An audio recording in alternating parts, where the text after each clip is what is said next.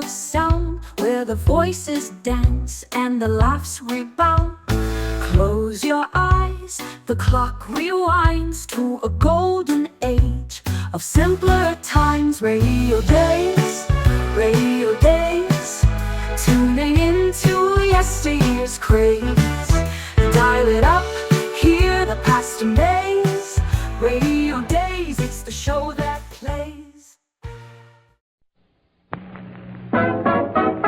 General Mills, makers of kicks, invite you to beat the band.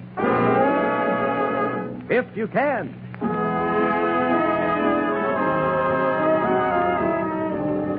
It's Ted Weems and his famous men, presented by General Mills, makers of that famous ready-to-eat corn cereal, Kix. K-I-X, Kix.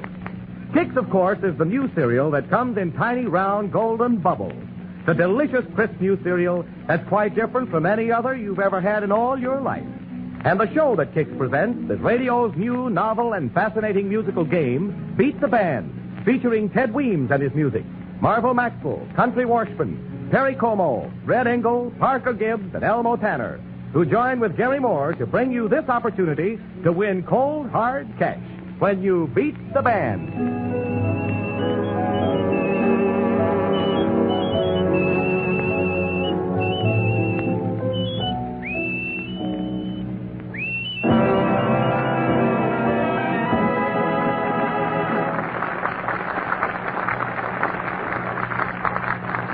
And here's the man who has the interests of the people at heart, Gary Moore. Well, thank you, Fort Pearson, and hello there, everybody. And, Fort, you never said a truer word. I have the interests of the people at heart, and I think the questions that those people sent in are really going to beat the band. Now, of course, General Mills will pay $10 for every question used, but those questions that beat the band win double money, $20 and a case of kicks. But first now, let's meet the band we have to beat. How's about music? Right, Gary. Ted Weems and the boys offer this bit of rhythm to the listeners whose questions beat the band. You're a lucky guy.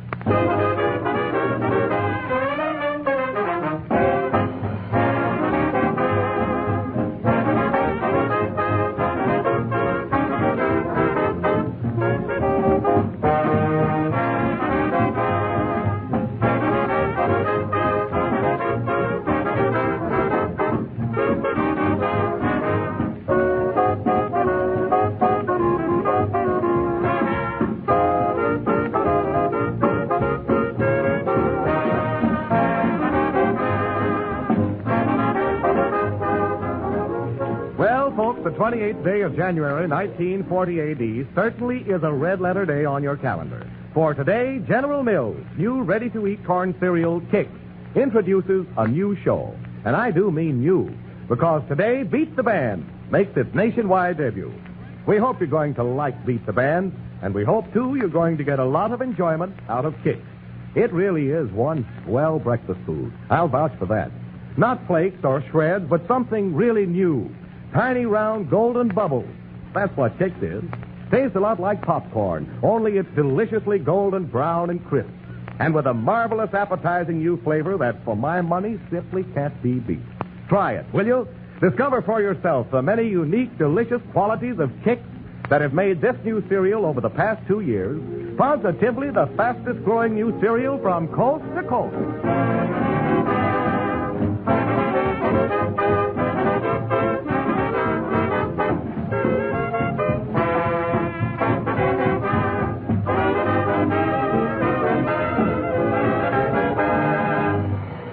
No secrets now, Gary. How do you beat the band? Why, Fort, the listeners just send in questions which can be answered with the title of a musical number and send them to Beat the Band, Minneapolis, Minnesota.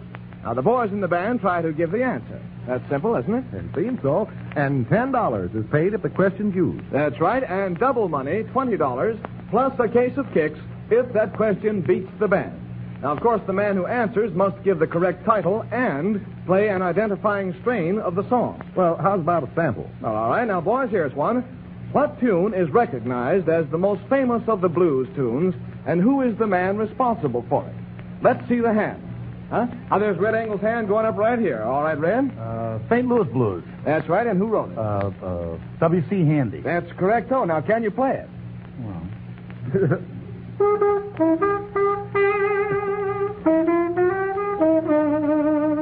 All right, now there you are, Fort. That's easy, isn't it? Yeah, but that question didn't beat the band, Gary. Oh, I know. We were just kidding that time. Now here come the toughies.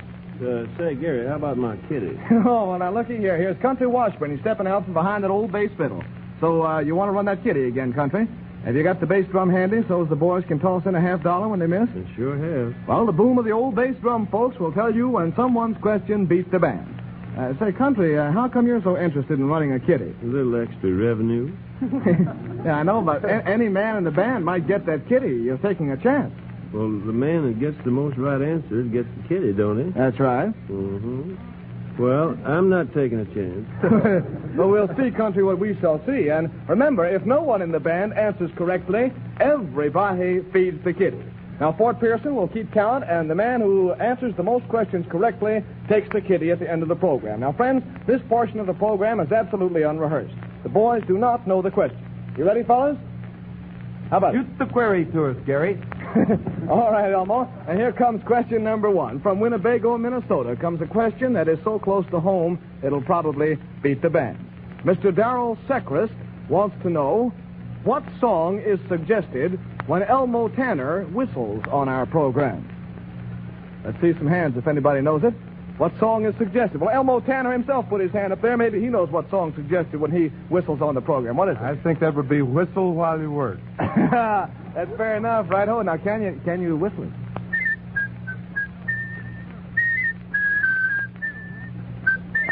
That's got it, all right. Good enough. And looks like Mr. Darrell Sechrist fails to beat the band, but he does get $10 for having his question used and gives Elmo Tanner 10 points up there on the big scoreboard. And here comes question number 2. It's one which is answered by one of the favorite harmony tunes of convivial gatherings. Ben Siegel of Orange, New Jersey, wants to know what a nearsighted baseball player might say as he rounded third base. A lot of nearsighted looks coming up here. Oh, look, here's Red Angle over here with his hand up. All right, Red. What a nearsighted baseball player would say when he rounded third, huh?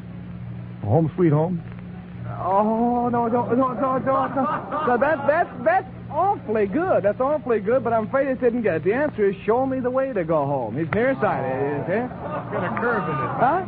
No, I haven't got a curve. Don't go on at me. You got to go on at Mr. Ben Siegel of Orange, New Jersey, who beats the band, gets double money plus a case of kicks, $20. And look, hey, Red, feed the kitty, will you? All right. There's your 50 cents on the drum. Now, here we go. Question number 3. If any of you boys sang in a choir at one time or another, you'll probably be able to answer this question rather quickly. Miss Betty Lee Forbes of Dayton, Ohio, sent it in, and she expects to beat the band. Well, here it is. If you sat in a dark corner and turned on a light, what would you do? The answer is an old hymn. If you sat in a dark corner and turned on a light, what would you do? There's Pete Beelman back in the trombone section. His hands going up sky high. It looks like a Statue of Liberty. As soon as I walk around here, we'll be all right. Well, I'm not sure of this, but I think it's right in the corner where you are. Pete, well, you're absolutely astounding. You've got it. You got it. Now, wait a minute. No, don't applaud. Don't applaud. He's got to play it yet. But just wait. I don't think he can do it. That's it. I don't think I can either. On your trombone. Oh, I couldn't sing it, huh? Couldn't sing it. No, sir. You're a trombone player. Artist, you give up? This infringement's got me worried. You know that, don't you? That's all right. I'm sorry, Gary. Oh, you had the first three notes. That was right. Now try a little harder. Come on. In the corner, wait. That's Where my you part. are. All right, we'll let that go. Okay, huh? Well, let that go, and Pete Beelman gets 10 points right up there on the old scoreboard. Now, here comes one from Dr. Curtis W. Clark of Paoli, Pennsylvania, and he should know. He asks this question. What might a dentist sing to a tooth when he is having difficulty with an extraction? What would a dentist sing to a tooth when he's having difficulty with an extraction, huh? Here's Elmo Tanner's hand going up again, all right. Ain't you coming out? Inch coming out, inch coming out, inch coming out. That's perfect. Now, look, can you whistle it? Of course, you're not supposed to sing. We'll leave that up to Perry. Good enough. All right. And it looks like Elmo Tanner got 10 points up there on the old scoreboard. I'm sorry, Gary. It's time to break it up. The first round's over. Now, while we count the score, there's music by Ted Weems and the orchestra, and Perry Como sings At the Balalaika.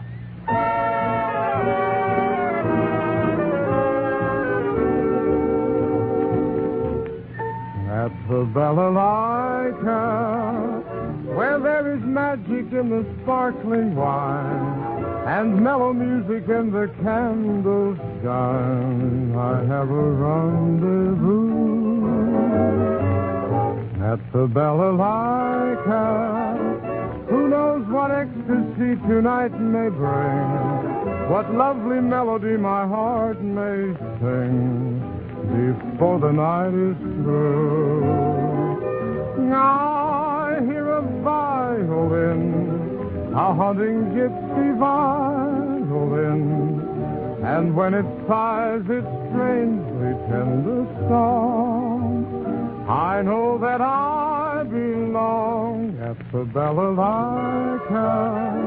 Oh, let me linger there till break of day, where hearts are young and balalaikas play. I have a rendezvous.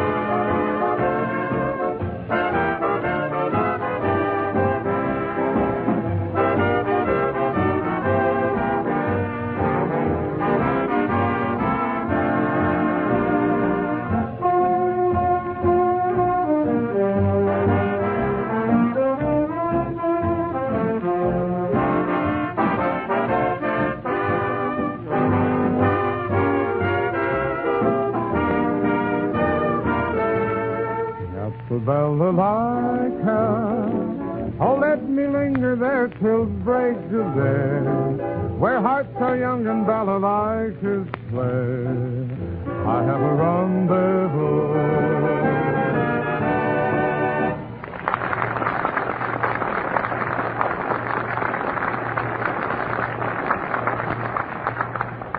Well, here are the first round scores. The band has been beaten one time. The boys have answered 3 correctly. Round 2 comes up with the band ahead. All right, take it, Gary. Well, Ford, I'm afraid I've got a correction to make on you that you don't know about. A little bad news to spread around. Just been talking to the board of judges, and they say that when Pete Beelman answered that question right in the corner where you are, the answer was correct, but the melody wasn't even within calling distance of it. So they're going to take back your 10 points on the scoreboard, give you 5, Pete, and send double money, $20 or a case of kicks to Miss Betty Lee Forbes of Dayton, Ohio, who gets a last-minute reprieve from the governor and beats the band after all. All right, now, therefore making it 2 and 2. All right, now here we go with question number 1 in group number 2. And it's a question that will probably be answered by someone with little blessings running around the house. Mrs. Donald Murray of Chicago, Illinois says, if the quintuplets started cutting up, breaking up their toys, and in general defying Dr. Defoe, what recent tune would describe the situation? How many men in the band here are fathers? Let's see a showing of hands. Well, there's 1, 2, 3, there's about 6. Oh, you ought to know. Here it is. If the quintuplets started cutting up, breaking up their toys, and in general defying Dr. Defoe, what recent tune would describe the situation? Heard somebody in the audience say it just a minute ago. Time's up. Mutiny in the nursery. Mutiny in the nursery. The whole band feeds the kitty. Everybody, come on. There you go. All your 50-cent bits in there. Okay, Red Angle getting his in there last. Right on. And it looks like Mrs. Donald Murray of Chicago, Illinois gets double money. She beats the band plus a case of kicks. Remind me to look into that kitty. I heard one that didn't have such a good tone in there, too, when it hit. All right, question number 2 in group number 2 comes Love with a capital L, and a recently very famous song will give you the answer. Mrs. Richard E. Eichhorn of Poultney, Vermont sends this question. When the little boy next door asked Baby Snooks to marry him, she said, you can't win my heart because... What did she say? There go all the hands at once. All right. Here's Perry Como over here. Perry? My heart belongs to Daddy. That's right. Good enough. Now, can you sing it? Oh, no, look. You can't sing it. I tell you, the lyrics are restricted. It's nasty or something. Can you hum it or dum-de-dum it? Or...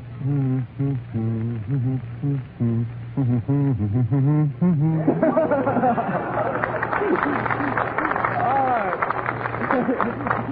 That's good enough, so give Perry Como his first 10 points up there on the old scoreboard. And here comes question number 3 from Hastings, Nebraska. This query is, and it was sent to us by Darrell Cleveland. Mr. Cleveland tells us that the children of a certain family enjoy theatricals, and they seem to have inherited a special ability for love scenes.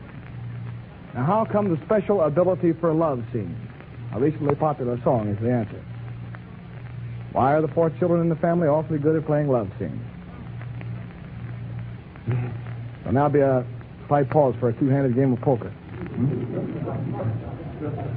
Everybody give up again? Oh, romance runs in the family. Romance runs in the family. Can anybody play Romance Runs in the Family? Just so people will know I'm not making it up. Romance runs in the family. Darling, what can I do? See, there you are. You know it, don't you, Marvel? Am I right? Is that right? That's right. Okay, thank you. I just wanted to make sure. I'm never sure of myself. All right, everybody be the kitty. Come on. And Darrell Cleveland of Hastings, Nebraska gets double money, $20 plus a case of kicks. They're really giving you boys an awful lacing today. Now, here's a question that, if it doesn't beat the band, I'll feed the kitty myself.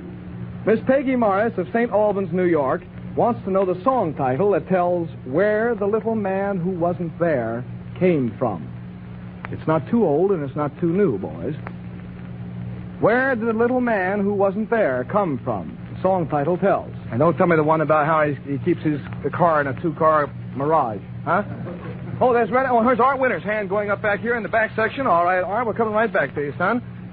Where's the little man who wasn't there? It's out of nowhere. That's right, all right, good enough. Now, can you play it on your trumpet?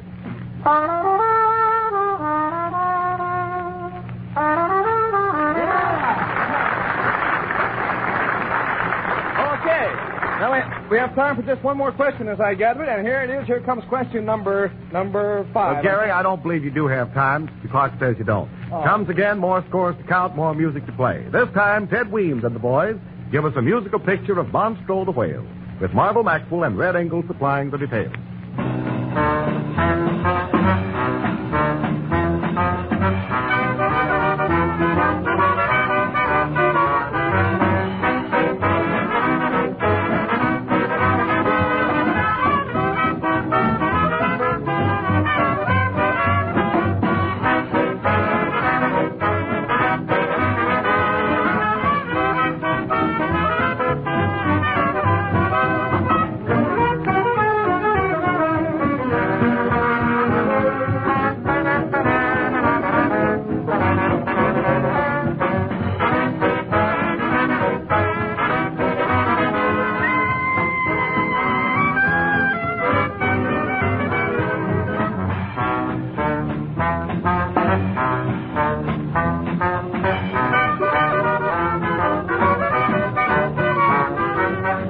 Make the jellyfish shake and make the sharks grow pale. It's the undersea public enemy called Monstro the Whale.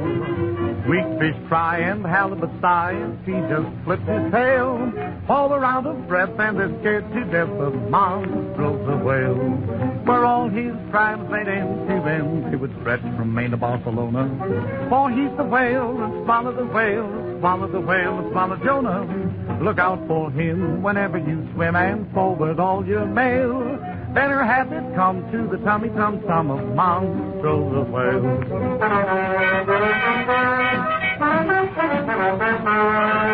Off the island of Bermuda, Monstro ate a barracuda. Indigestion laid him low. He's off his seafood, yes, sir. Now he thinks there's nothing finer than a great big ocean liner. He just takes them as they come, and he washes them down with the barrel of rum. Oh, and the barrel of rum. Ho, ho, ho, ho, my. Many brave hearts are asleep. Ho, ho, ho, ho, my. The poor sailors' widows who weep. Were all his crimes laid end to end, they would catch him from Maine to Barcelona. Or he's the whale that swallowed the whale. That swallowed the whale that swallowed Jonah. Look out for him whenever you swim and forward all your mail. Better have it come to the tummy-tum-tum of Monstro the Whale.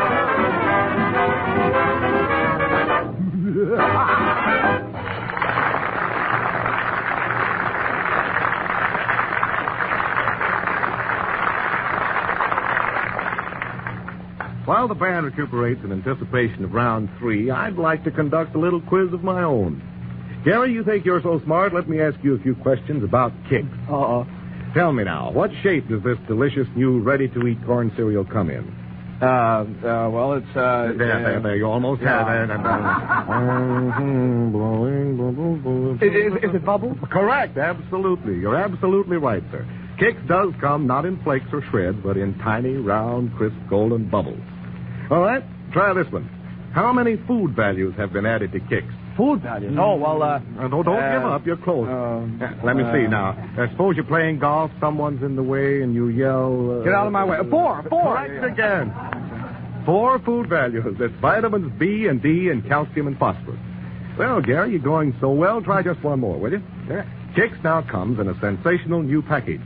The only package designed, in fact, to keep your cereal fresh and crisp and delicious even after you've opened up the outside package. This is accomplished by packing the Kix bubbles into separate wax-sealed cartons inside the package. Do you know how many cartons there are now in one package of Kix? How many? Yeah. Close. Boy, I don't know how I got the answer, but I'll bet it's 3. Right, you're absolutely correct. 3 it is. 3 separate cartons now in every package of Kix. Gary, you certainly do know your Kix. And thanks a million for helping me out.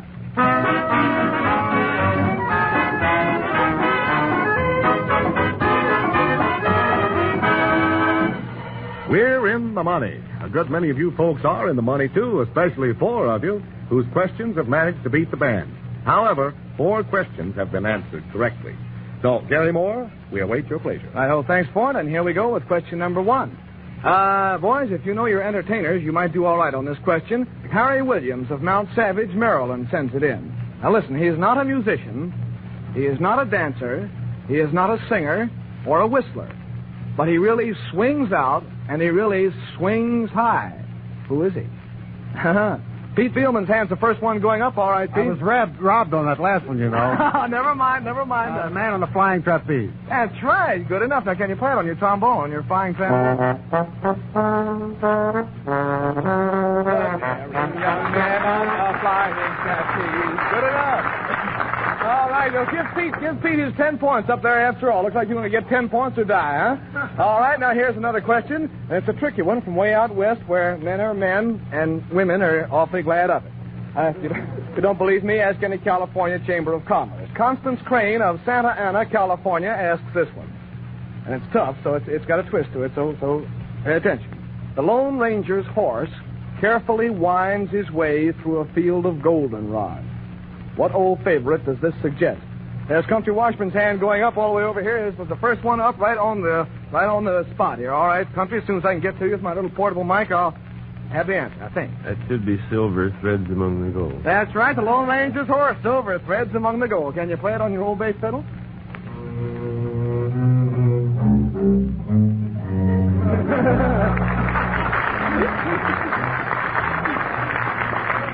Darling, I'm growing old. It sounds like your arteries are hardening there on that bull fiddle you got or whatever it is. I'll tell you what, we'll give him 10 points up there on the old scoreboard, and the person who sent in that question gets $10 for sending us the question, although she did not beat the band. Now, here's another question. It's a combination of air-mindedness and a real down-to-earth attitude. Mr. Arthur Johnston of the Bronx, New York City, asks for a reason for this. A man entered an airplane carrying a pick and a shovel. When asked why, he explained with a popular song. Now, what did he say? Why was he going up in an airplane with a pick and a shovel?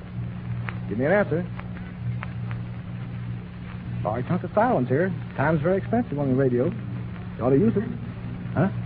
Time. All right, time's up. I'm sorry. He's taking a pick and shovel up in the airplane because there's a gold mine in the sky. Well, that's right. Don't tell me. Feed the kitty. Feed the kitty. I got the answers right here in front of me. All right, well, who put that washer in there? I did. Look, if you think I'm kidding, look, not only a washer, but here's a coat check. Look at that. It's a fine thing. Well, it's all right. You saved yourself 50 cents, but you're not going to be able to get your coat back from the check room. So after seeing some of the coats, I guess it's a fair deal all the way around. All right. Here comes another question. Now, if one of you lads is particularly adept at history, get out a $50 and try this one. Maury Lurie of Chicago asks it. If Napoleon had said to his famous sweetheart, "Let me carry you away in the clouds, my dear," what popular song of about 25 years ago would express his sentiment in modern form? And there goes Art Winter's hand going right square up in the air. Art Winter, we're coming right back at you. Incidentally, I suppose you know some of these tunes of 25 years ago, let's hope. Oh, I don't think so. Some just feeding my flying machine. That's right. Now, can you play it on your trumpet? And very pretty, too. All right. And so it goes. He gets 10 points. He gets 10 points up there on the old scoreboard. Now, here's our last question, it looks like. Comes an out curve from Escanaba, Michigan, and what I mean, it's really a curve, fellow, so watch it. Mr. H.F. Kirsten wants to know what favorite song of a great Scotch entertainer would represent an Italian out for a walk in the early evening. What song made famous by... There goes Jack O'Brien's hand up here, all over here by the old piano. All right, Jack, I'm coming right over to you, son. What's the answer, huh? Roman in the Gloaming. A what? Roman in the Gloaming. That's right, a Roman, an Italian, a Roman in the Gloaming. Can you play it, huh?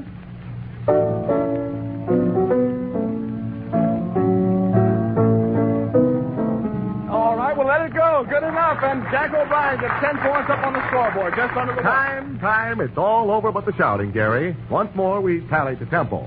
Ted Weems and the boys play, and appropriately, Stop, It's Wonderful.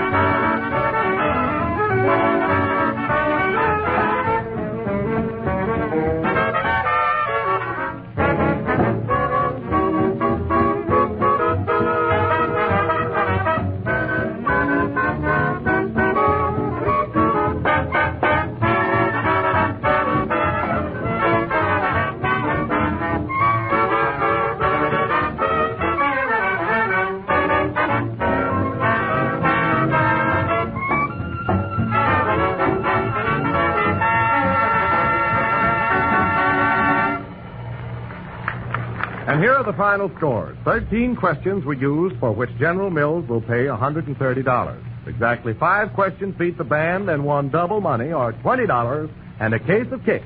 That makes a grand total of $180.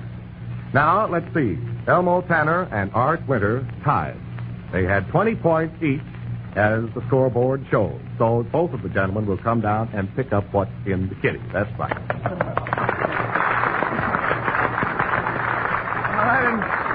And you folks whose questions we used tonight, even though your question did not beat the band, you still will receive $10 for that question.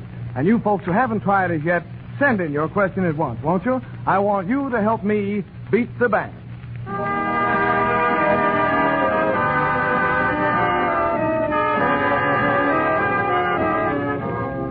Get in America's new novel and fascinating radio game. Try to beat the band. Remember, if we use your question, you receive $10. If your question is able to beat the band, you receive double money, $20, and a case of kicks. That sensationally popular new ready-to-eat corn cereal. Don't waste a minute. Send that question to Beat the Band, Minneapolis, Minnesota. All questions become the property of General Mills.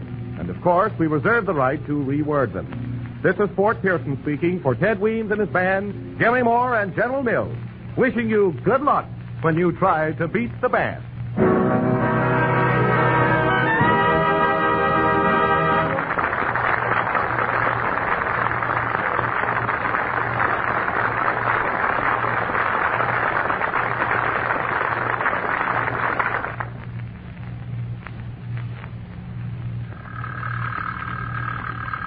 Oh, turn that thing off, somebody.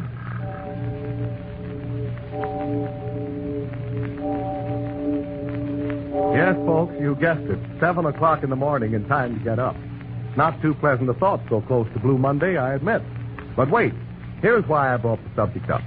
If you'd like to sort of cheer up this low spot of the day, for breakfast, try General Mills' new ready-to-eat corn cereal, Kix. K-I-X. Kix.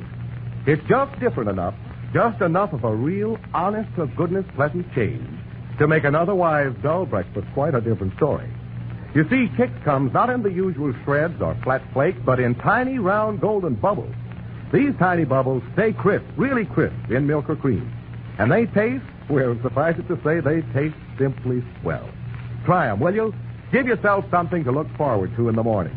No fooling, Kix really is deliciously different, more so than any other cereal you've ever had in all your life. This is the National Broadcasting Company.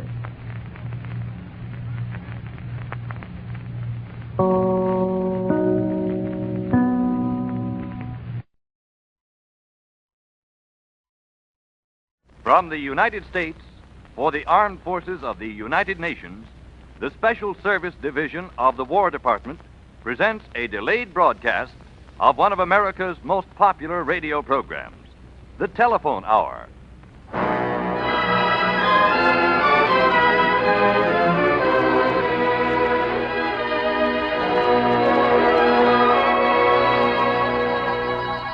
It's the Telephone Hour, presenting Joseph Hoffman.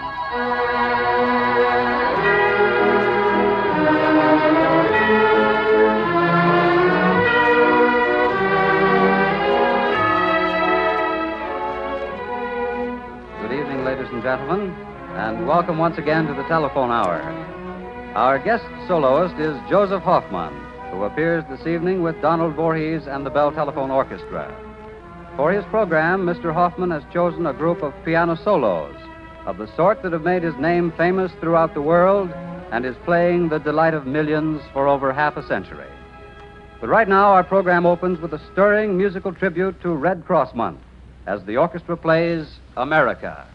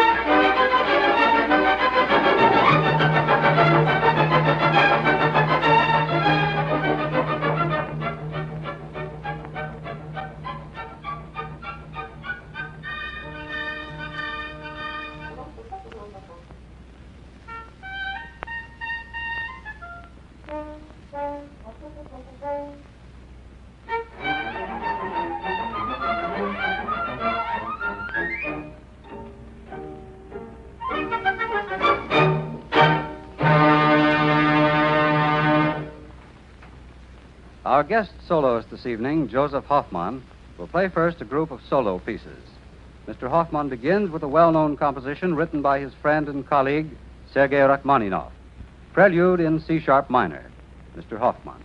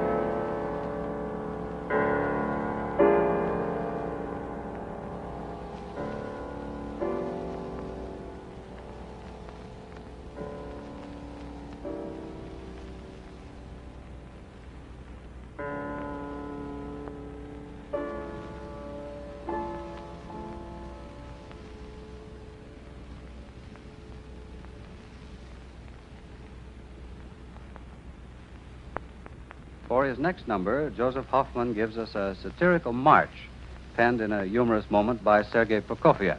Mr. Hoffman.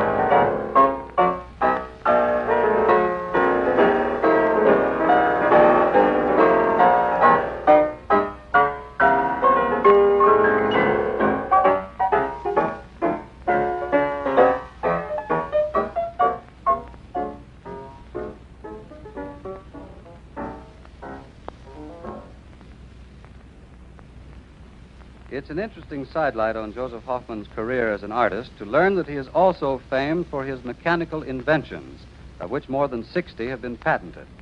These include a special piano chair, an oil-burning furnace, and a house that rotates with the sun.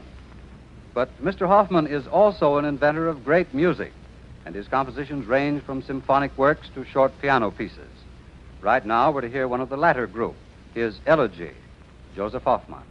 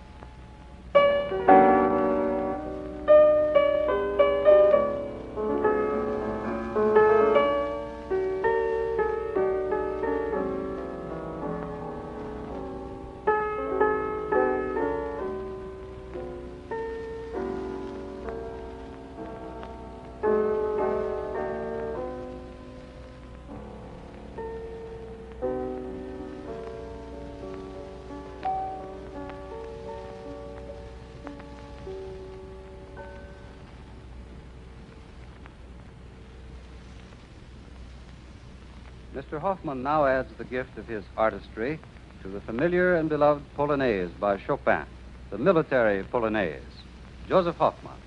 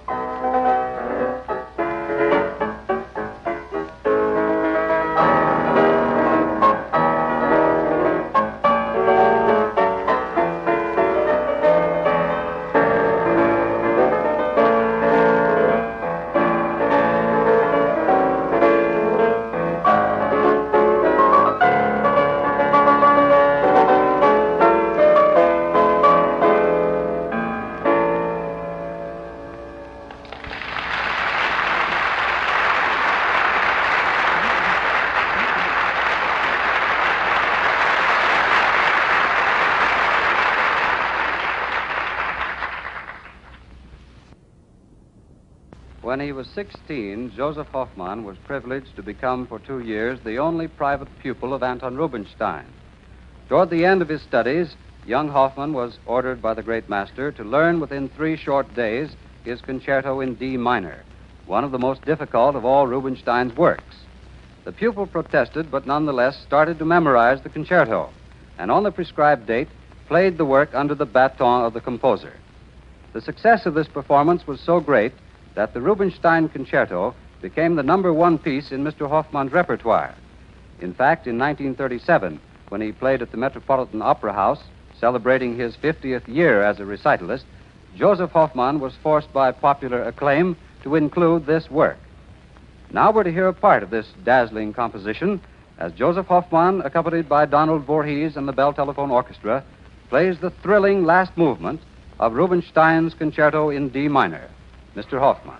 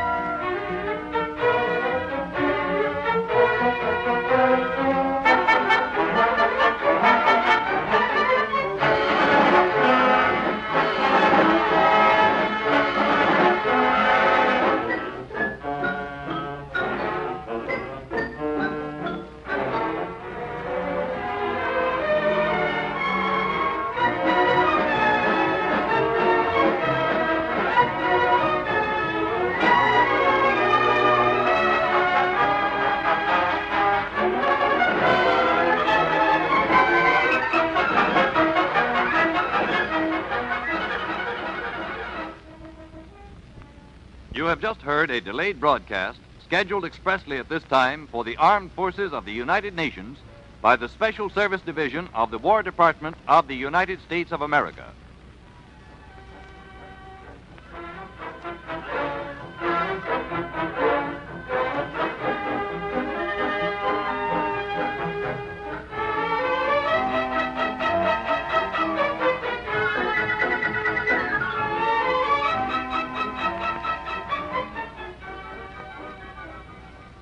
This program has been a part of our English language shortwave service.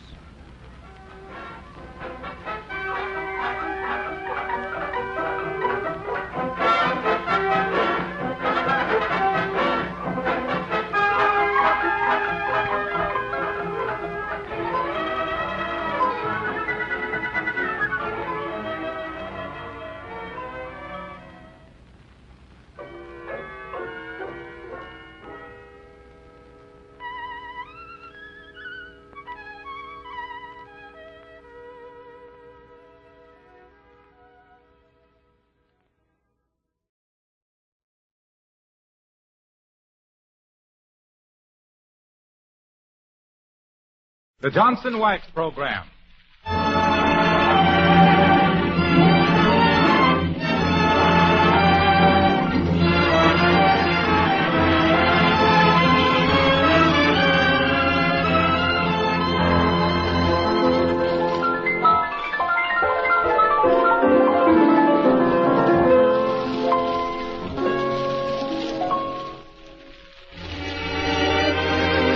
Makers of Johnson's Wax and Johnson's Self-Polishing Glow Coat present the gifted young English pianist Alec Templeton, supported by charming Edna Odell, our old friend Billy Mills and his orchestra, and here as our master of ceremonies, Conrad Nagel.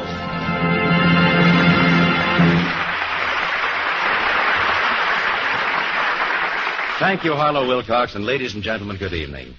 Well, this is the premiere of a new program, which, like all opening nights, is charged with high hopes. Of course, it's our hope that you'll enjoy what we have to offer. The ingredients, we think, are all good. Today, an auspicious one. This is the 4th of July. It's a great date, no matter how many times you hear it mentioned. You know, I rather envy that popular American, George M. Cohan, because it's his birthday. Well, Billy Mills opens our program with 3 of Cohan's best-known songs. You're a Grand Old Flag, Stand Up and Fight, and I'm a Yankee Doodle Dandy. And now, Mr. Mills, if you please.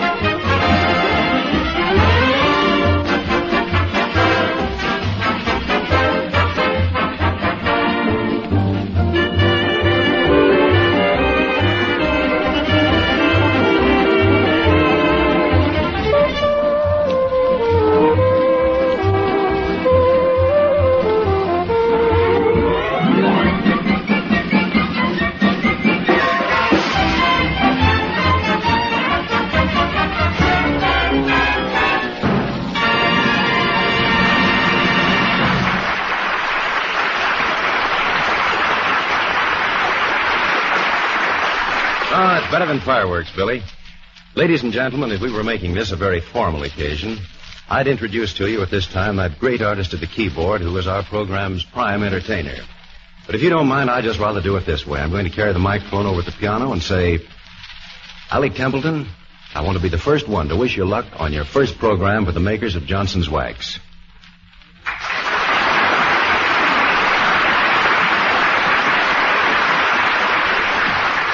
Thank you, ladies and gentlemen, and thank you, Conrad.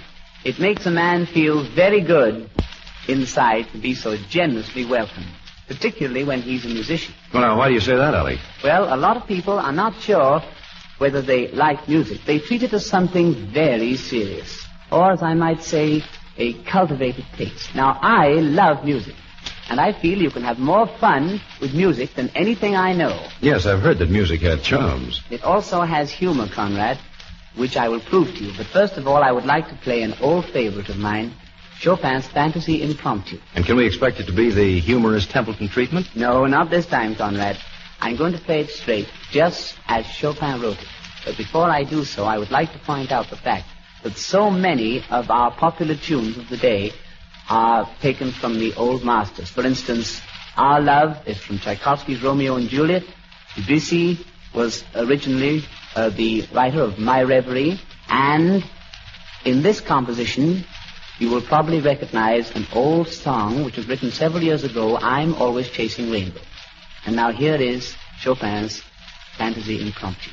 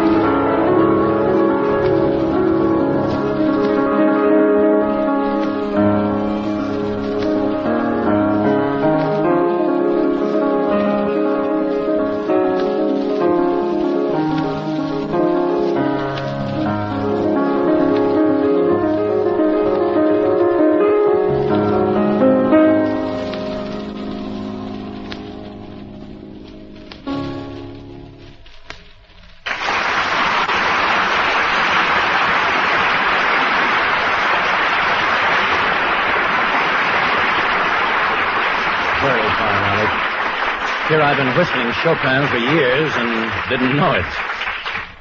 Well, that must have been rather a blow, Conrad. But now, just for the fun of it, I'm going to reverse the process on this next number. How do you mean that, Alec? Well, you've just heard an old classic with a popular strain. Now I'm going to take one of the currently popular tunes and treat it in a classical manner. Let's say the Three Little Fishes. as it might have been done by that great oratorio composer, Handel. If he had written that, he would probably have called it, "He that swimmeth all over the dam, boopeth no more."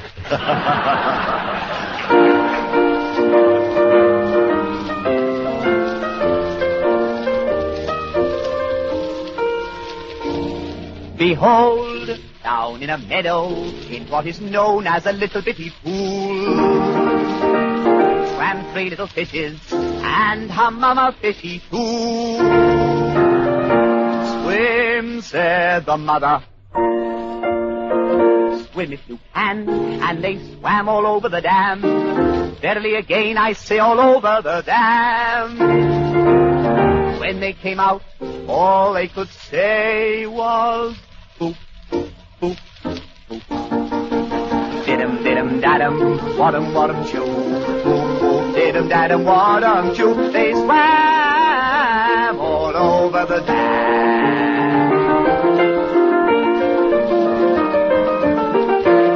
Down in the meadow in a little bitty pool. Down in the meadow in a little bitty pool. Swam 3 little fishes and a mama fishy too. Swim, said the mama, swim if you can. And they swam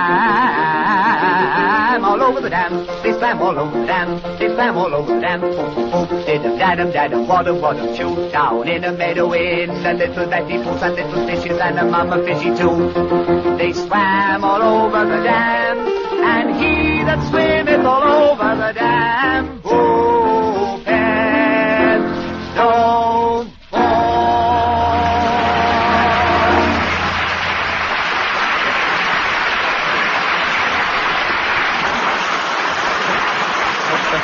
Well, Alec, that is funny. Well, I knew I'd break you up before the show was over. And now, while I still have the piano tucked under my fingertips, I would like to give you a musical impression of Guy Lombardo and his Royal Canadians, featuring the soothing saxophone section and that well-known voice of Carmen Lombardo.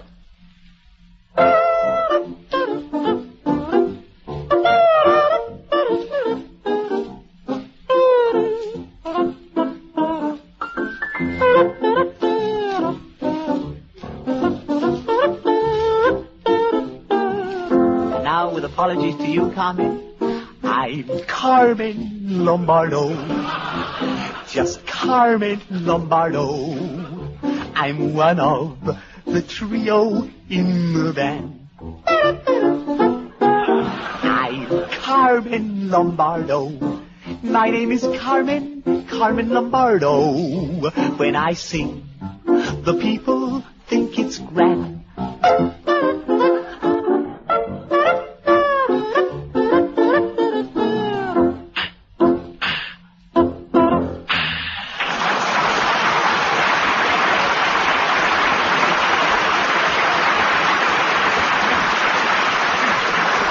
Thank you, Alec Templeton.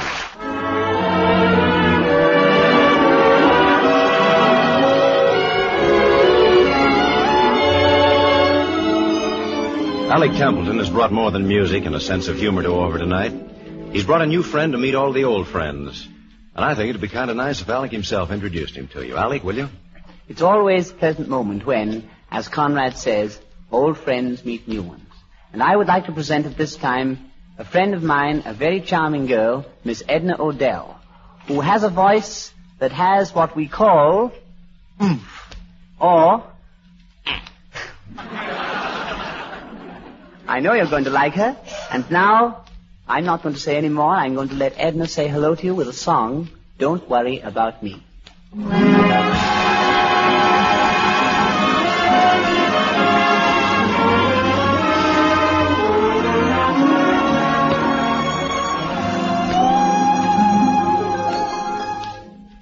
This is the one moment that I thought I never could live through. But now somehow that it's here, my dear, these foolish fears disappear. And saying goodbye seems sweet. It's plain that fate didn't want us on a one-way street. Don't worry about me. I'll get along. Forget about me. Be happy, my love. Let's say that our little show is over, and so the story ends.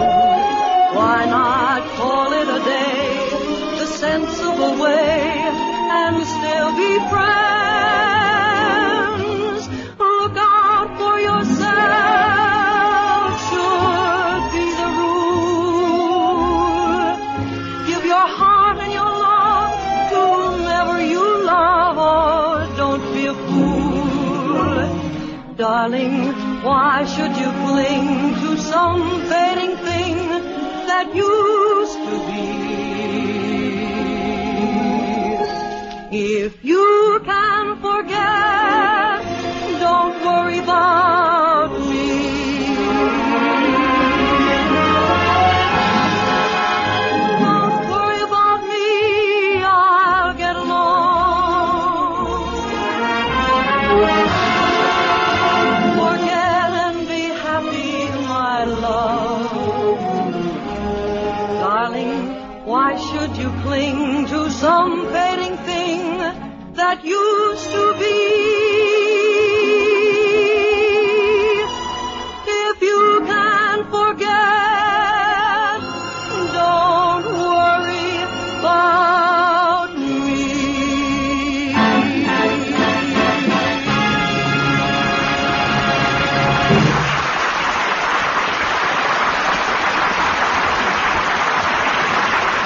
Edna, I've got to admit Alec was right about you. You certainly can put a lot of oomph into a song. You see, you just don't know music, Conrad. That wasn't oomph, that was just pure Well, there I go getting things mixed up. Well, speaking of getting things mixed up, I was driving back from the East last week, and we stopped at one of those lunch stands on the road. You know, I heard something I hadn't heard for years. Believe it or not, it was Mendelssohn's Spring Song played by one of those old player pianos that was just about ready to fall to pieces. Well, I got $1 worth of laughs for a nickel. I was telling Alec about it today, and he gave me an imitation of that old player piano, which I'm going to ask him to play for us now. All right, Alec, will you start pedaling? All right, we put it to speed 78.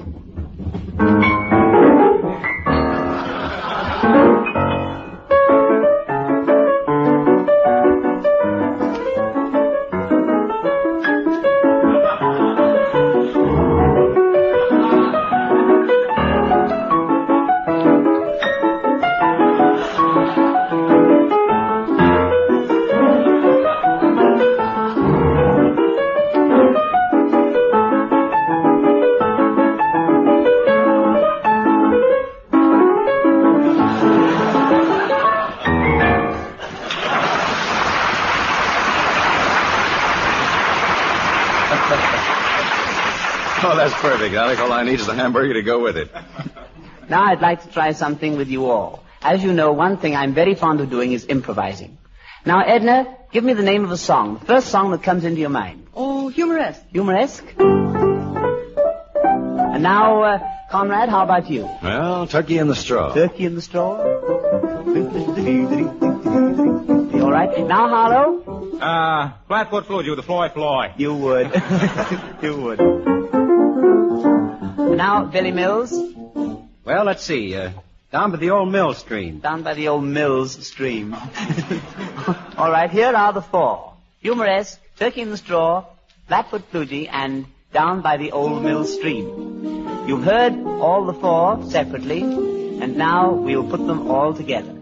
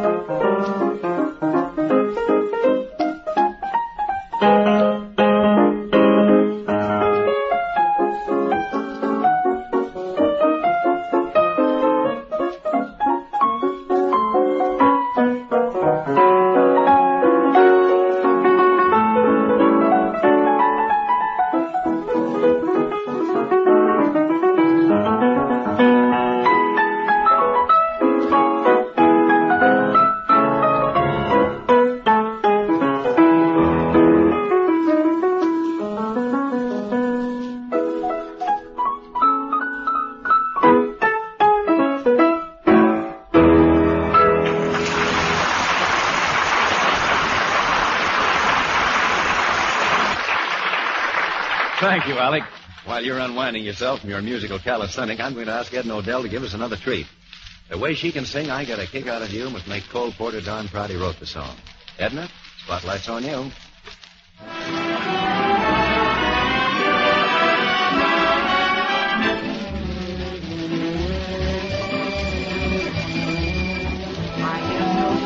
From the champagne, mere alcohol doesn't thrill me at all. So tell me, why should it be true that I get a kick out of you? Some like that perfume from Spain. I'm sure that if I took even one whiff, that would bore me terrifically too. Yet I get a kick out of you.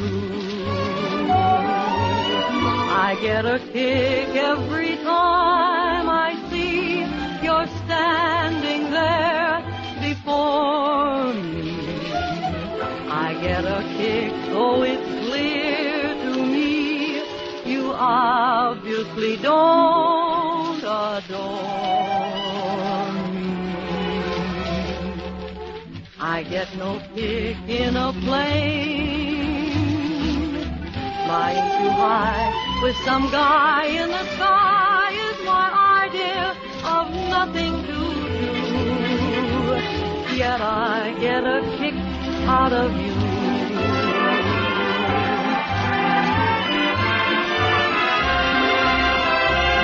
You're standing there before me.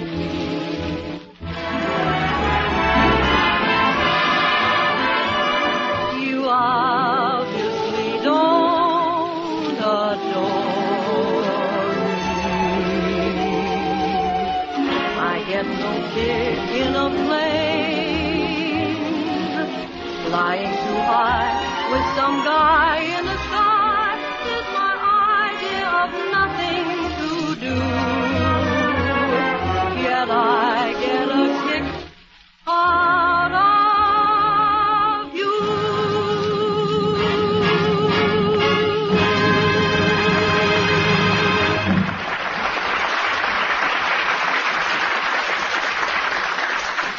You get up a tape for that, Edna?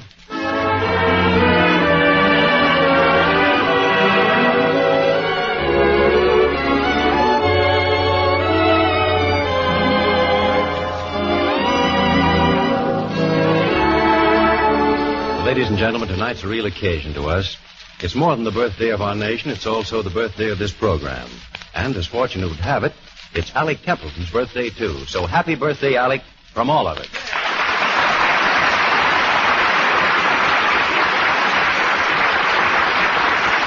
Thank you very much. Friends, no one has lived closer to music than Alec Templeton. He can dream with a symphony and yet feel no disloyalty in surging into the lively spasm of a hot swing tune. Alec makes them into one, which he calls a swing-phony. When we said we'd like to give him a birthday present, he said that since it was America's birthday, he'd like to do the giving. And his gift to all of us is an especially written swing-phony, which Alec and Billy Mills have arranged together. A melody as American as America itself. The Wabash Blues.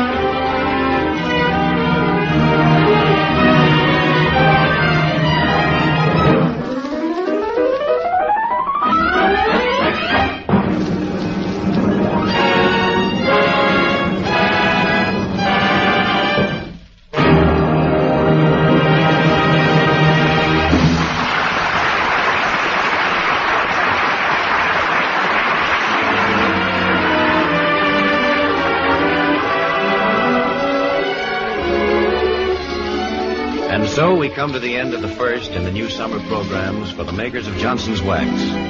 We hope you've made your evening a pleasant one. And so until next Tuesday night, we say from all of us to all of you. Good night, and it's really been lots of fun.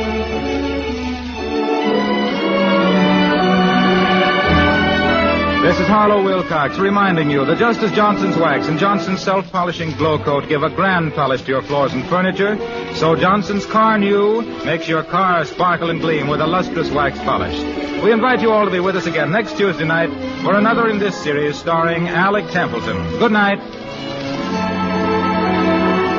The selection, Don't Worry About Me, is from the Cotton Club Parade. This is the National Broadcasting Company.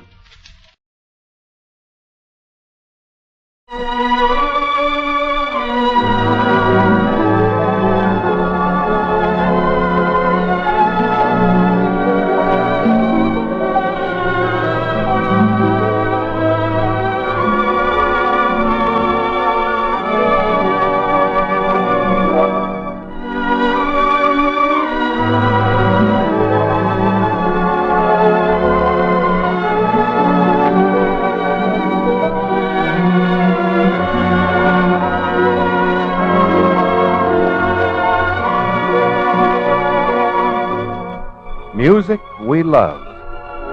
Special Service presents a half hour of the favorite music of you soldiers, sailors, and Marines of the United Nations, with the orchestra under the direction of Alfred Wallenstein and the voice of Richard Crooks. If I could tell you of my devotion, if I could pledge all my love so true, then my confession would find expression in all the music my heart sings to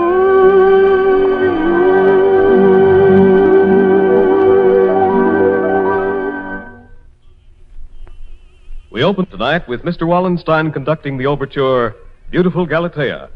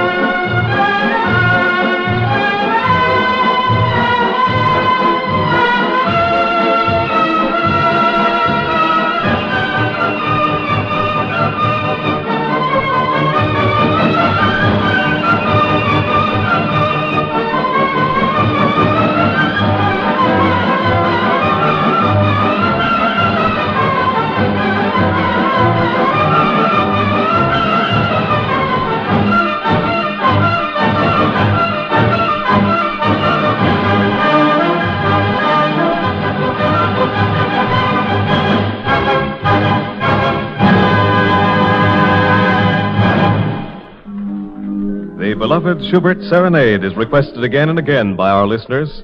Richard Crooks sings it now.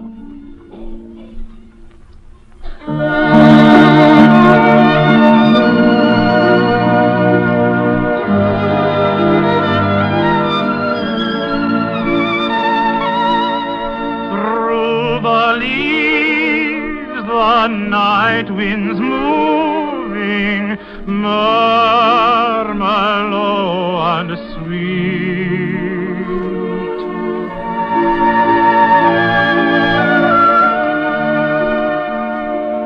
To thy chamber window roving, Lord, hath led my feet.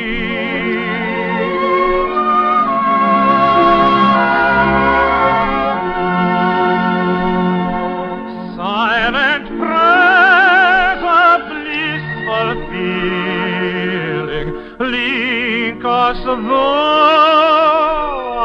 apart, link us though apart, on the breath of music stealing to thy dreaming heart. To thy dreaming heart. Sadly in the first morning wails the whippoorwill, and my heart for thee is yearning.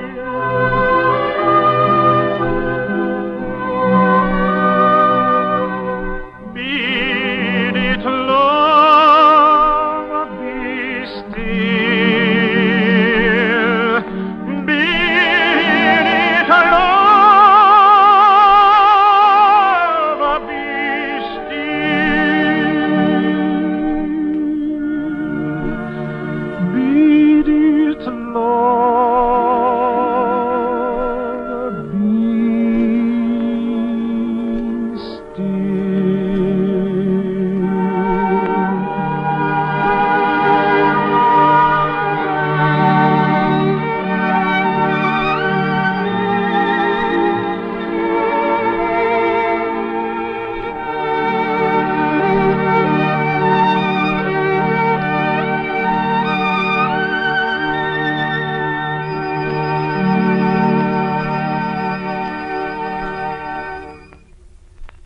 The orchestra next plays two rhythmical sambas in symphonic setting, Kai Kai and Linda Flor.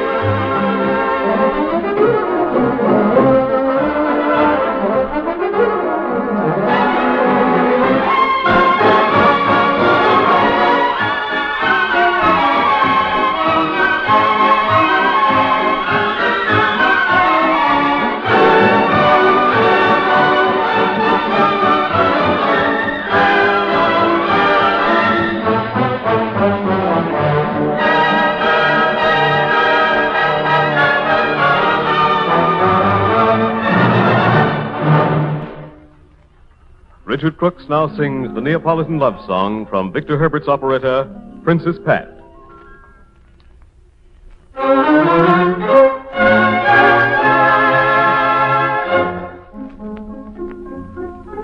Tis evening and the sun is at rest, the shadows now fall. In the heavens a radiant star is shining, and softly as the night drops her sable mantle o'er, there's a nightingale singing of his love for a rose. Madly my heart is beating as I long for my hour of meeting, vision of beauty and grace. I await your embrace of again. Send me oh, sweet one, how my heart is yearning. Ever with you to be. Light in your dear eyes burning, steadfast, faithful, and true to me. Tell me when shall I again caress you, kiss you, only tell me when.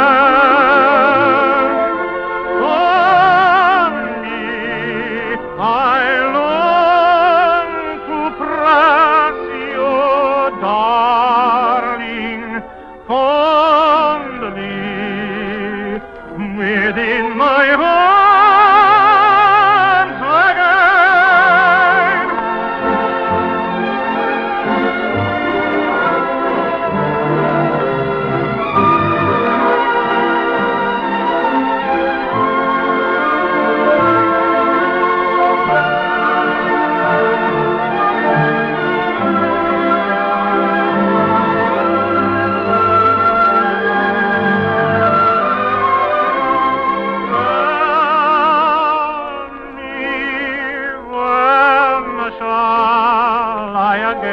Caress you, kiss you, only tell me when. Only I long to press your darling fondly within my arms.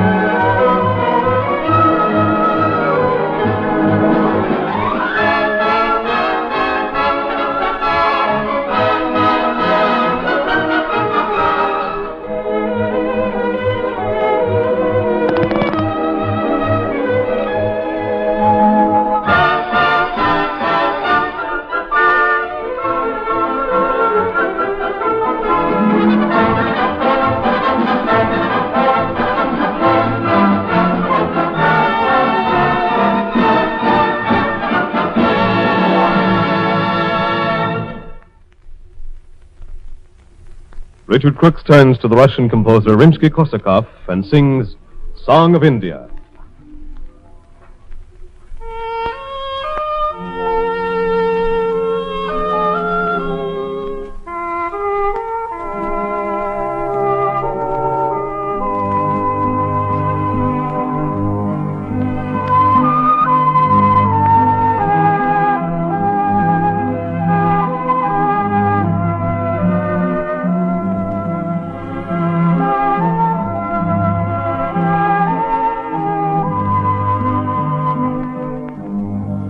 Les diamants chez nous sont innombrables, les perles dans nos mains incalculables. C'est l'un des merveilles.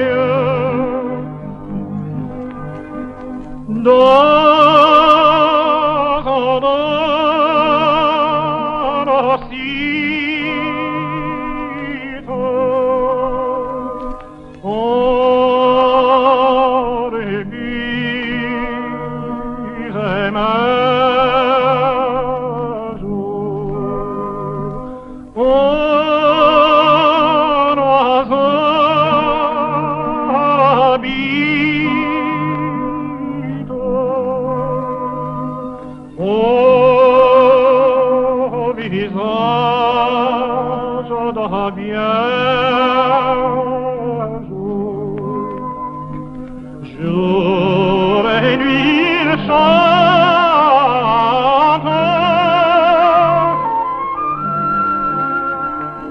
d'une voix ravissante.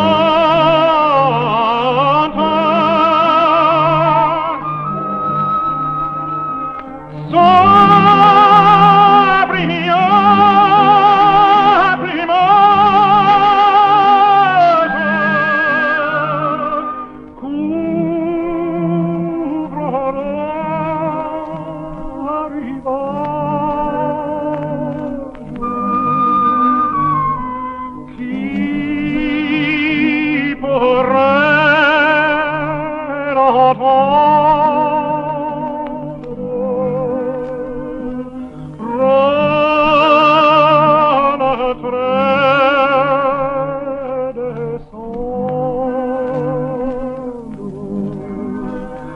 Les diamants chez nous sont innombrables, les perles dans nos mains incalculables. C'est l'un des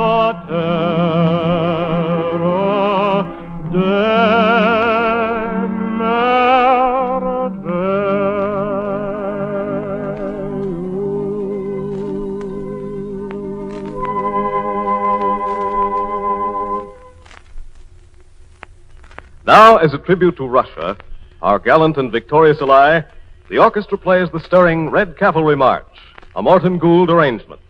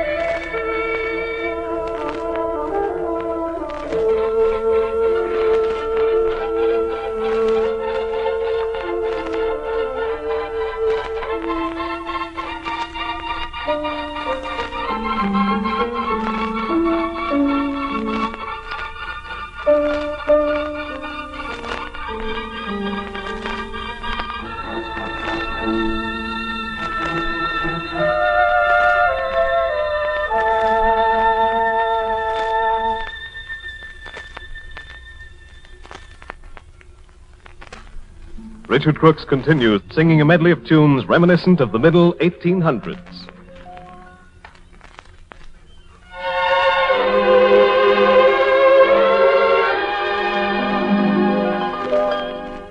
We're chanting tonight on the old campground. Give us a song to cheer our weary hearts, a song of home and friends we love so dear. Many are the hearts that are weary tonight, wishing for the war to cease. Many are the hearts that are looking for the right to see the dawn of peace. Tenting tonight,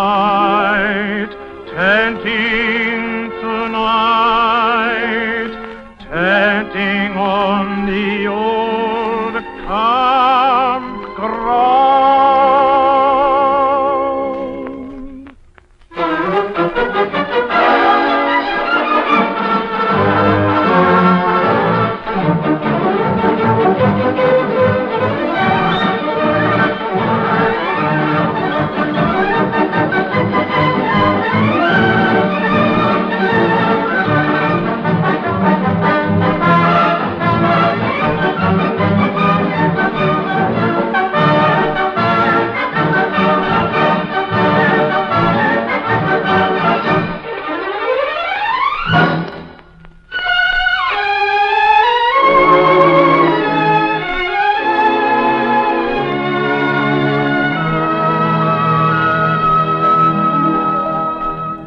Yes, we rally round the flag, boys, we rally once again, shouting the battle cry of freedom. We will rally from the hillside, we'll gather from the plain, shouting the battle cry of freedom.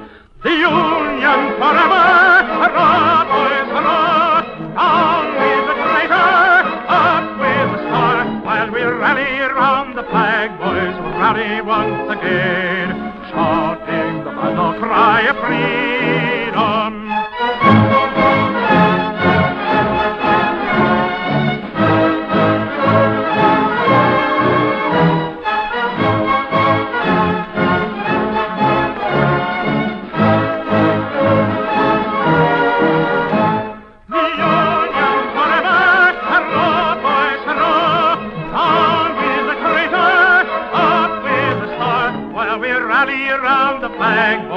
Rally once again, shouting the battle cry of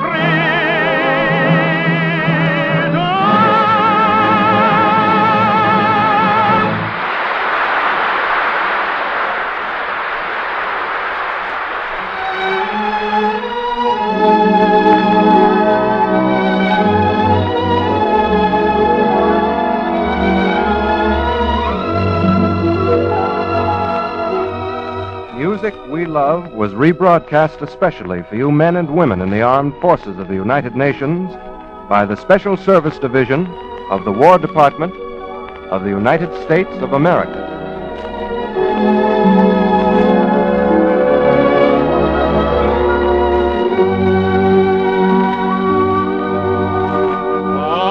And now each flower is sweeter, dear. I know it's just because at last you're here. We sit alone from all the world apart. And love is blooming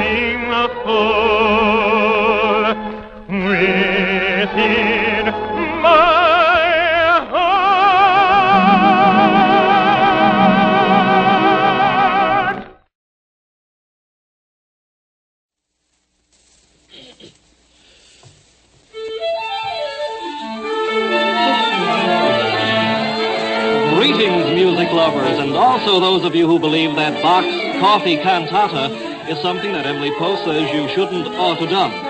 This is the no doubt world-renowned Chamber Music Society of Lower Basin Street, no doubt, with music dedicated to the 3 B's, Barrel House, Boogie Woogie, and the Blues. On this solemn occasion, we fling open culture's portals, sometimes called swinging doors. You're invited to enter the golden treasury of music and walk out with a load on. Once again, we have with us the 10 petrified forest woodwinds of Maestro Paul Laval, who is also petrified, and the Dixieland octet of Dr. Henry Hotlips Levine, whose trumpet virtuosity has caused critics to call him the Gabriel of Greenpoint. Our soloist is the brilliant young American coloratura, Mademoiselle Diane Courtney, perhaps the most famous graduate of the New England Graduate School of Classical Music and Fancy Needlework. As guest commentator, we are privileged to have with us Dr. Martin Block, creator of the Make-Believe Ballroom, who tonight will be paid off with a check on the First National Make-Believe Bank. Our guest instrumentalist, Professor Merle Pitt, and his 5 Shades of Blue, whom leading critics say of, quote, huh, unquote. But the house lights have dimmed, and Dr. Levine is trying to tell which of the 2 podiums he sees is the real one.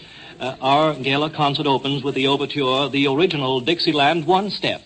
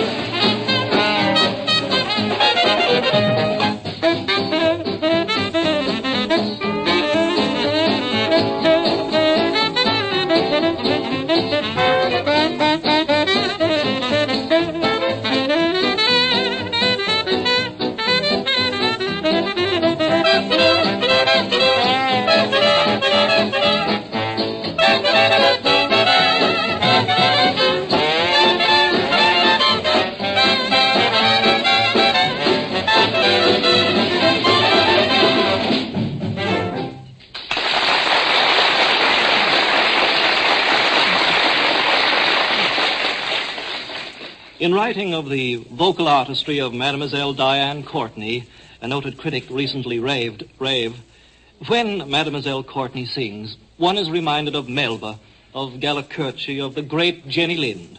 And one is invariably reminded that great as those singers were, none of them ever quite achieved Mademoiselle Courtney's superb ability to look well in a sweater. Unraved. Mademoiselle Courtney has now programmed the familiar Scotch folk ballad, Flow Gently, Sweet Afton. In her treatment, however, she mixes the Sweet Afton with equal parts of Swanee swamp water and Mississippi mud. Flow Gently, Sweet Afton.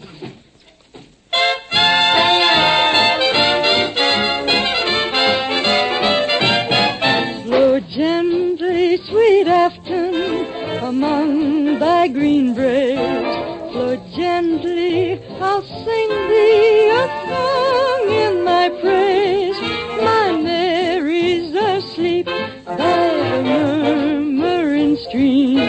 Flow gently, sweet Afton, disturb not her dream. A pleasant thy banks and green valleys below, where wild in the woodland the primroses blow. Oh, Mary's asleep by the murmuring stream. Flow gently, sweet Afton, disturb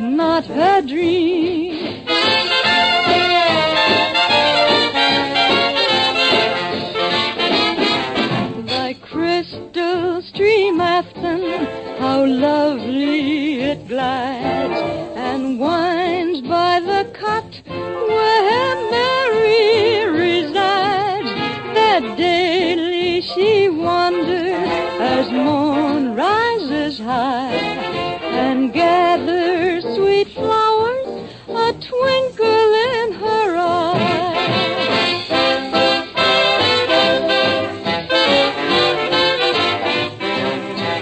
Flow gently, sweet river, or else my Mary will cry. The Mary's asleep by the murmur and sleep. Flow gently, don't rouse her, don't wake her, don't disturb her. Shh, let her sleep.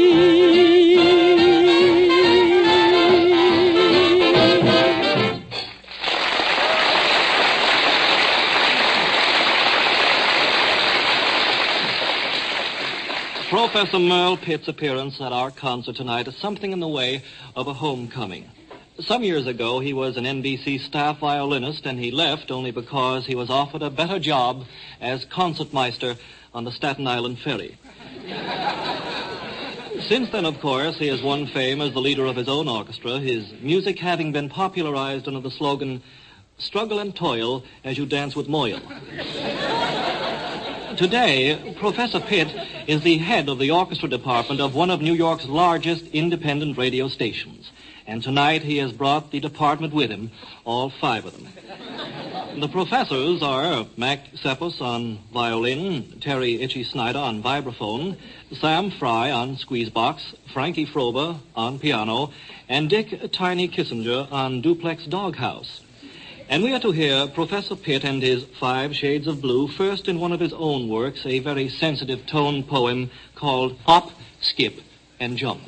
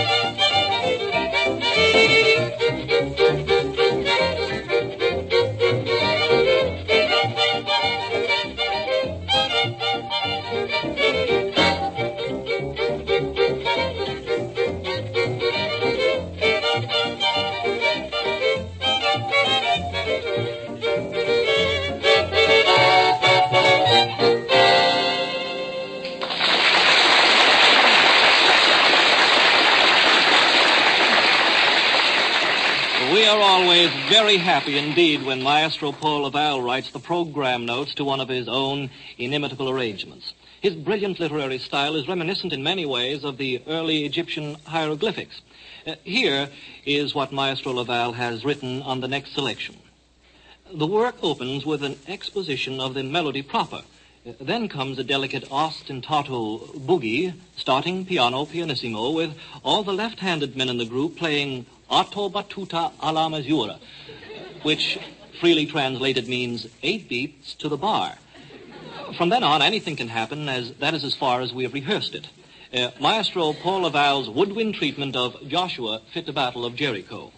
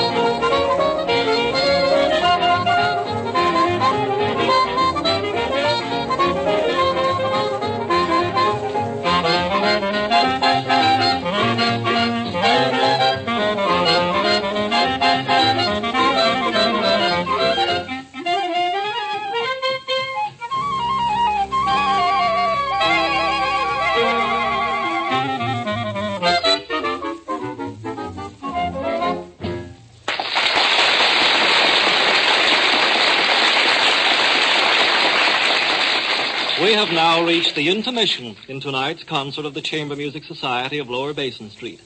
Our guest commentator is Dr. Martin Block, one of New York's most popular radio musicologists and conductor of the recorded music feature Make Believe Ballroom. Dr. Block. Thank you, Dr. McCarthy, I'm sure. Or am I? Dr. Block, you're always conducting popularity contests on your program to determine the most popular band in the land. Who is your own favorite? Well, I'll tell you, Dr. McCarthy, I've got a lot of favorites. There's Benny Goodman, and there's Glenn Miller, Tommy Dorsey, Sammy Kaye, Woody Herman, Will Bradley. I like them all and many others, and I play all of their music on the Make Believe Ballroom. But my own personal favorite is the Make Believe Ballroom Band, led by Professor Delius Smelt. He did? I mean, who is he? I have never heard him play. Well, neither has anybody else, Dr. McCarthy. You see, Professor Smelt is known as the gentle-hearted wolf of Tin Pan Alley. Oh, yeah. He's so gentle-hearted that, well, he just can't bear to make his men play. And so he's developed his make-believe music. Now, in his orchestra of 15 men, his musicians don't play 54 separate instruments.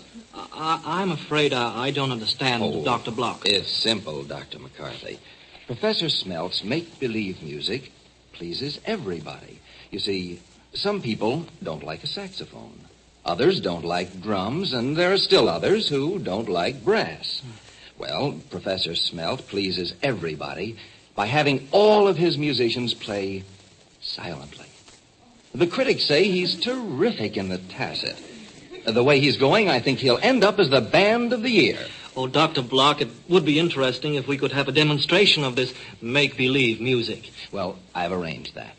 Now, Dr. Levine and his octet have agreed to play a bit of my own composition. I guess I'll have to dream the rest in make-believe music.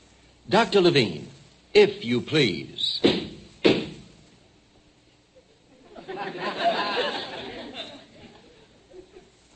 That was wonderful, beautiful, Dr. Levine. I wish to thank you for the finest music I have ever heard you not play. And thank you, Dr. Martin Block.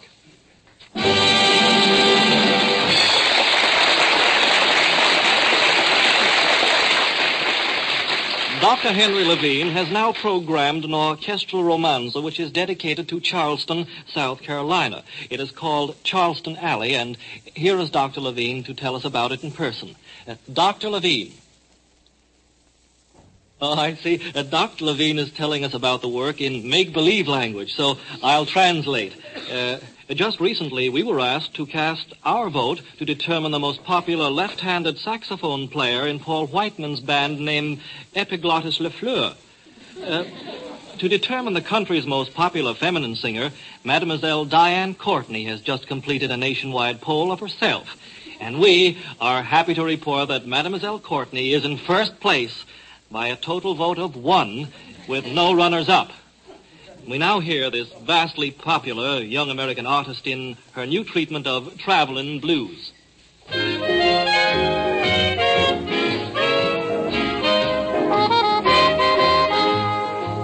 I'm gonna get out of town, and I don't care where I land. Gonna give myself a look around, gonna let myself expand.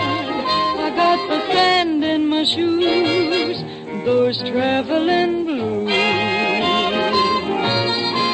I'm gonna get out of town, and I'm going right down the street. Every time I hear that whistle sound, I get those itchy feet. I got the sand in my shoes, those traveling blues. There are plenty of boats in the harbor, all setting out to sea. Plenty of freights to plenty of states, with plenty of room for me. Well, I don't care where I land, and haven't any clues. So in the future, won't you write to me, care of the Hobo News? I got the sand in my shoes, those traveling blues. Well, I don't care where I land, I haven't any clues. Now in the future, write to me, care of the Hobo News. I got the sand in my shoes, those traveling blues.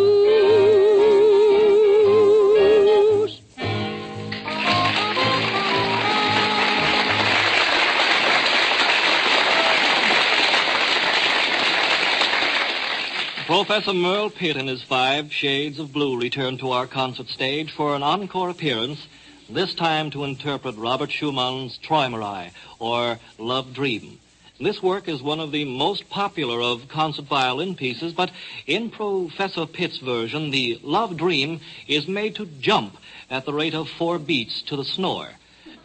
We are now to hear why Professor Merle Pitt and his 5 Shades of Blue are among the best-liked small groups in all New York and tremendously popular on recordings throughout the country.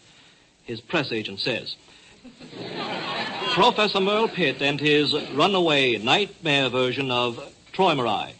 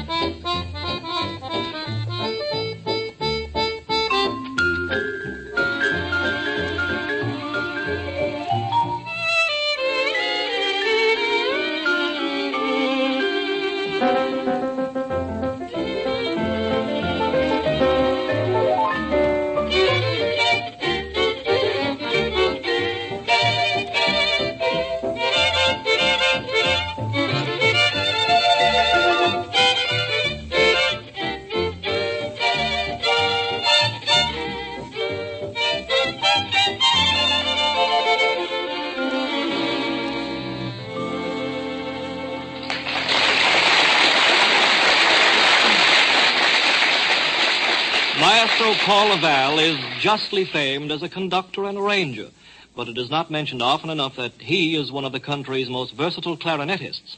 At least it is not mentioned often enough to suit Maestro Laval. As the Dean of Music Critics recently said of him, quote, Laval is extremely versatile. He is equally good at playing clarinet, pressing pants, or working as a short-order cook, unquote. Now, to prove that this high praise is justified, Maestro Laval now presents one of his own works, Concerto Piquant for Licorice Stick. The maestro himself makes with the quick-like clarinet cadenzas.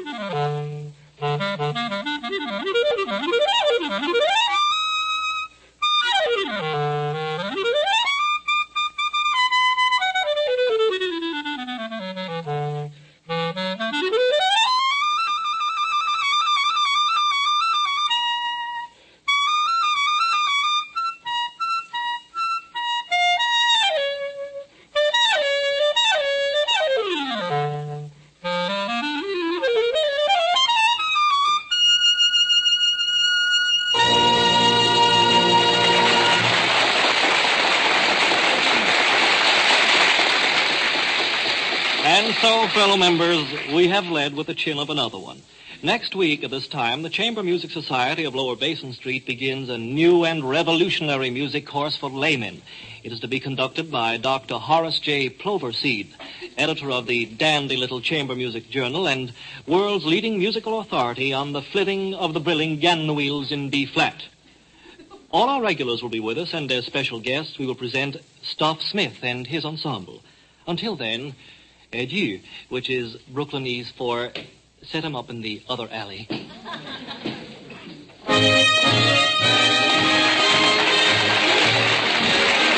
Your chairman of the Chamber Music Society of Lower Basin Street has again been Dr. Giacomo Omelette-Face McCarthy.